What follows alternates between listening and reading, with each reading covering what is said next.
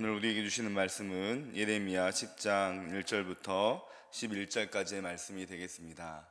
예레미야서 10장 1절부터 11절까지의 말씀을 우리 함께 봉독하겠습니다.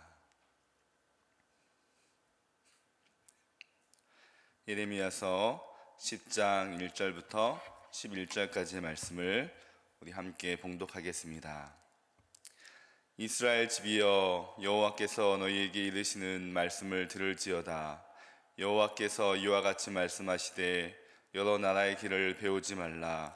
이방 사람들은 하늘의 징조를 두려워하거니와 너희는 그것을 두려워하지 말라. 여러 나라의 풍습은 헛된 것이니 삼림에서 벤 나무요 기술공의 두 손이 도끼로 만든 것이라.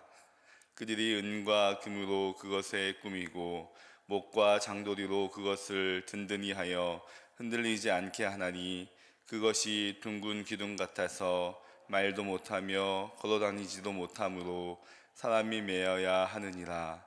그것이 그들에게 화를 주거나 복을 주지 못하나니 너희는 두려워하지 말라 하셨느니라.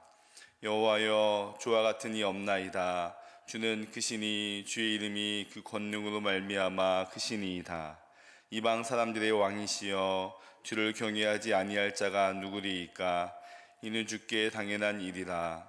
여러 나라와 여러 왕국들의 지혜로운 자들 가운데 주와 같은 이가 없음이니이다. 그들은 다 무지하고 어리석은 것이니 우상의 가르침은 나무뿐이라. 다시스에서 가져온 은박과 우바스에서 가져온 금으로 꾸미되 기술공과 은장색의 손으로 만들었고 청색, 자색 옷을 입었나니 이는 정교한 솜씨로 만든 것이거니와 오직 여호와는 참 하나님이시요 살아계신 하나님이시요 영원한 왕이시라. 그 진노하심에 땅이 진동하며 그 분노하심을 이방이 능히 감당하지 못하느니라. 너희는 이같이 그들에게 이르기를 천지를 짓지 아니한 신들은 땅 위에서 이 하늘 아래에서 망하리라 하라. 아멘. 오늘 우리가 진정 두려워할 뿐이란 제목을 가지고 말씀을 나누기 원합니다. 오늘 말씀은 하나님께서 이스라엘 백성들에게 너희가 우상을 끊어야 할 이유가 무엇인지에 대해서 말씀하고 있습니다. 오늘 우리가 읽은 본문은 크게 보면 1절부터 5절까지 우상의 무능함에 대해서, 그리고 6절부터 11절까지 여호와의 절대 주권에 대해서 말씀하시면서 이 둘을 서로 비교하고 대조하면서 이스라엘 백성들에게 우상을 끊을 것을 말씀하고 있습니다. 그래서 1절의 시작부터 하나님께서 이스라엘 백성들에게 말씀을 들을지어다 라고 강력하게 명령하고 계십니다.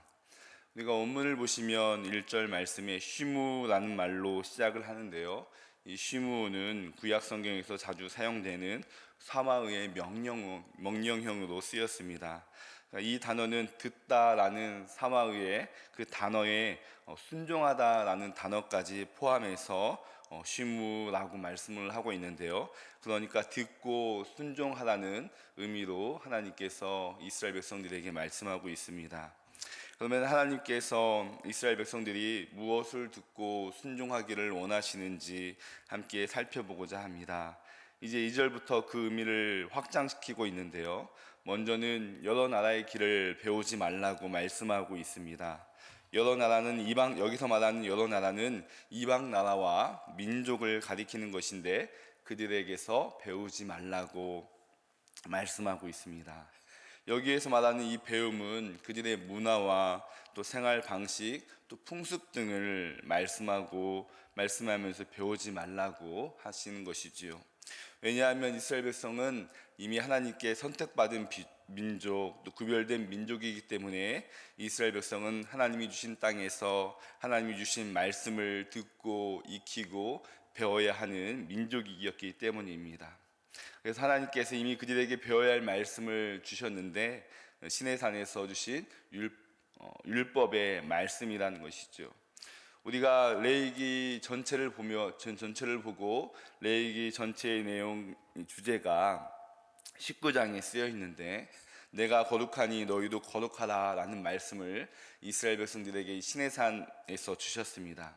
이것이 이스라엘을 부르시고 세우신 목적이죠.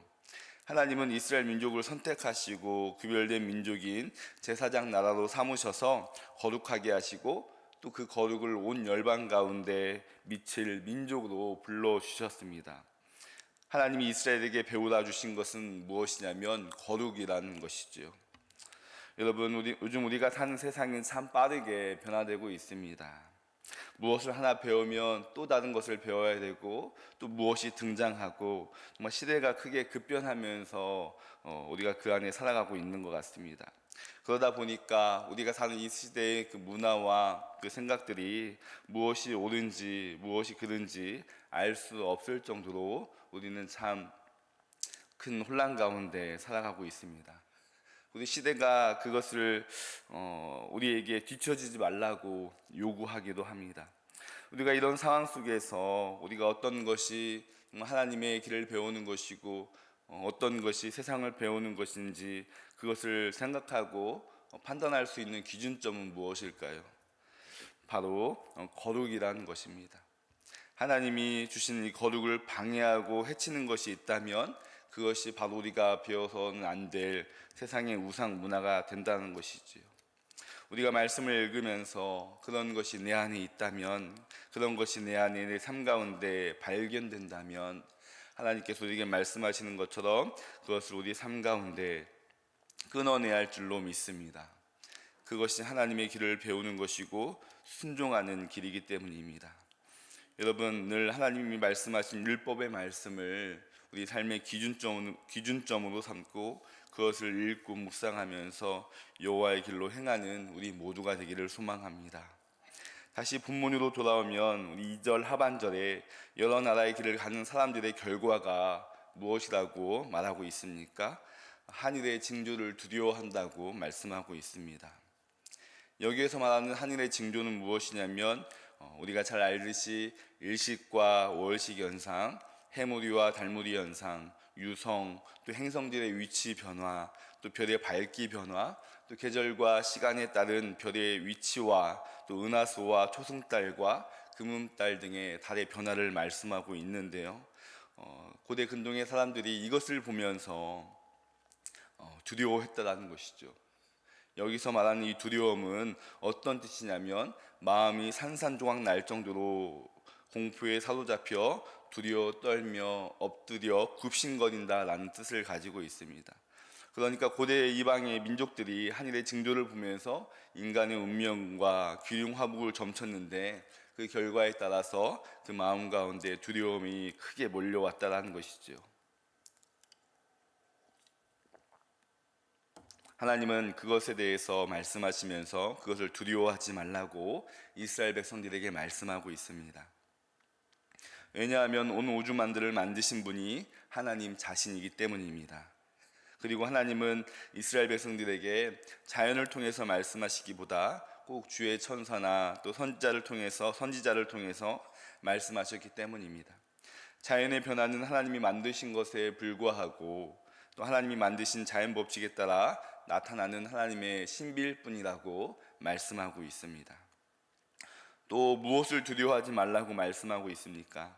3절부터 5절까지의 말씀을 보면 헛된 우상에 대해서 두려워하지 말라고 말씀하고 있습니다.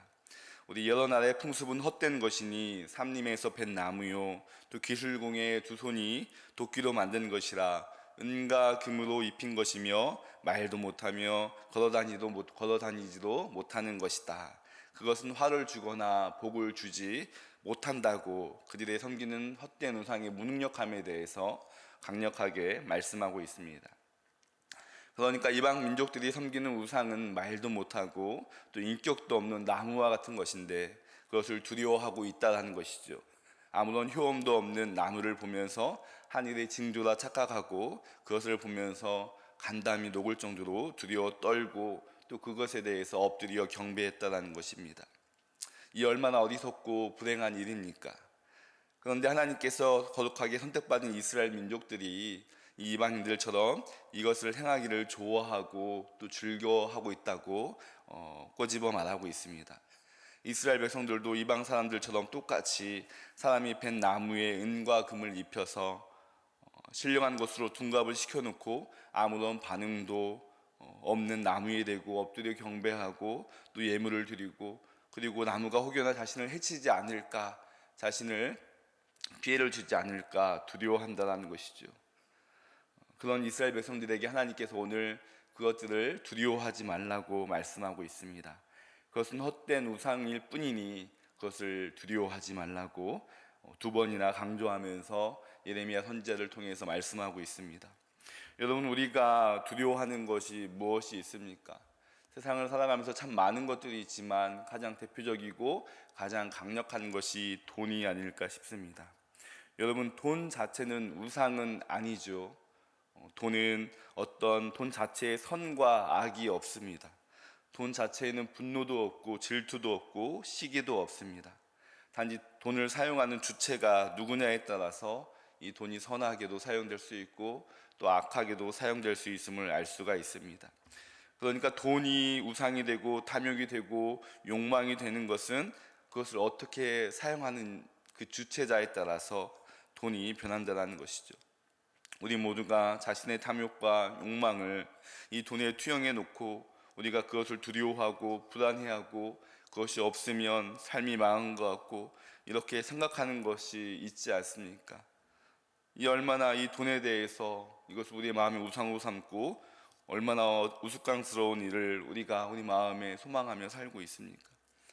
여러분, 우리가 갖고 있는 하나님이 주신 돈은 하나님이 선하게 또 아름답게 또 우리의 가족과 또 자녀를 위해서 사용하라고 주신 특권이 아니겠습니까?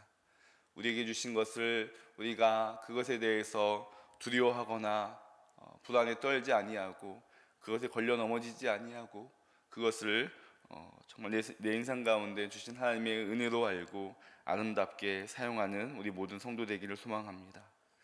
사랑하는 성도 여러분, 그러면 우리는 누구를 두려워하며 살아야 합니까? 이제 6절부터 11절까지 우리가 누구를 두려워해야 할지 말씀하고 있습니다. 6절부터 11절까지의 말씀은 예레미야의 고백과도 같은데요, 이렇게 고백을 하고 있죠. 여호와여, 주와 같은 이 없나이다. 여호와여, 주와 같은 이가 없음이니이다 하고 예레미야가 여호와의 하나님의 주되심을 고백하고 있습니다. 여러분, 그 주된 내용이 여호와의 지존하심과 탁월하심을 말씀하고 있습니다. 이는 무가치하고 무능력한 우상들과 비교하면서 말씀하고 있는 것인지요. 그러니까 세계의 우상들은 아무런 힘이 없는 무가치한 것이나 여호와 하나님께서는 그 권능과 능력으로 세상을 다스리시며 모든 대적들과 싸워 승리하시는 분임을 예레미야 입을 통해서 고백하고 있습니다. 여러분, 우리가 믿는 하나님은 10절 말씀처럼 살아계신 하나님이십니다. 영원하신 왕이십니다. 그분은 그분의 진노하심과 분노하심을 당할 이방이 없습니다. 그분은 애굽과 아수르 그리고 바벨론의 거대 왕국들을 심판하시고 또 무찌르셨습니다. 하나님이 구별하시고 선택한 민족은 품어주시면서 그들의 고통에 대해서 응답하시며 또 구원해 주신 분이 우리가 믿는 하나님이십니다. 살아계셔서 지금도 역사하시는 하나님이 인류의 죄와 공중의 권세 잡은 사단의 권세를 무너뜨리시기 위해서 이 땅에 오신 분도 우리가 믿는 하나님 아버지가 되십니다. 여러분, 우리가 그 살아계신 하나님을 두려워하며 살아가기를 소망합니다. 여기서 두려워한다는 말은 마음이 산산조각이 날 정도로 공포에 사로잡혀 두려워한다라는 뜻이 아니지요. 여기서 두려워한다는 것은 하나님을 경외한다라는 뜻입니다. 여기서 경외는 온 우주 만물을 지으시고 우리를 사랑하셔서 자기를 내어주신 그 하나님의 사랑과 은혜, 그 영광 앞에서 엎드려 경배한다는 것이 하나님을 두려워한다라는 말입니다. 요한계시록 말씀처럼 나는 알파요 오메가라, 이제도 있고 전에도 있었고 또 장차 올 자요 전능한 자라, 자신을 계시한 그 하나님을 두려워하고 경외하는 것이 우리에게 있어야 할 고백일 줄로 압니다. 여러분, 잠깐 있다가 없어질 세상을 구하지 말고 또 그것이 없다 하여 두려워하지 마시기 바랍니다. 우리 인생은 오직 살아계시고 영원한 왕이 되시는 하나님을 경외하며 살아가는 담대한 성도, 은혜가 넘치는 성도, 오늘도 하나님의 보호 가운데 살아가는 성도임을 꼭 잊지 마시고 이 새벽에 주신 주님과의 친밀함을 놓고 기도하고 또 가정과 또 교회와 또 열방을 위한 기도를 하나님께 올려드리는 우리 모두가 되기를 소망합니다. 아멘. 우리 함께 이 시간 공동 기도문 읽으며 이후에 개인 기도로 나아가겠습니다. 전능하신 하나님, 하나님의 위엄과 권능 앞에 엎드려 경배합니다. 땅의 기초를 놓으시고 바다의 한계를 정하신 주님, 하늘의 새와 땅의 짐승들을 돌보심을 찬양합니다. 무엇보다 하나님의 지혜로 우리를 사랑하시며 품어주시니 감사합니다. 오늘도 우리의 주권자이심을 고백하고 신뢰하며 살게 하옵소서. 오늘 저녁부터 4주간 다음 세대 특급 예배를 드립니다. 청년들이 찬양을 준비하고 말씀이 선포될 때에 은혜가 넘치게 하옵소서. 회개와 결단이 있게 하옵소서. 주의 음성을 듣게 하옵소서. 어린 친구들과 교사들에게도 복을 주시며 함께 모여 주님을 높이게 하옵소서. 예수님의 이름으로 기도드립니다. 아멘.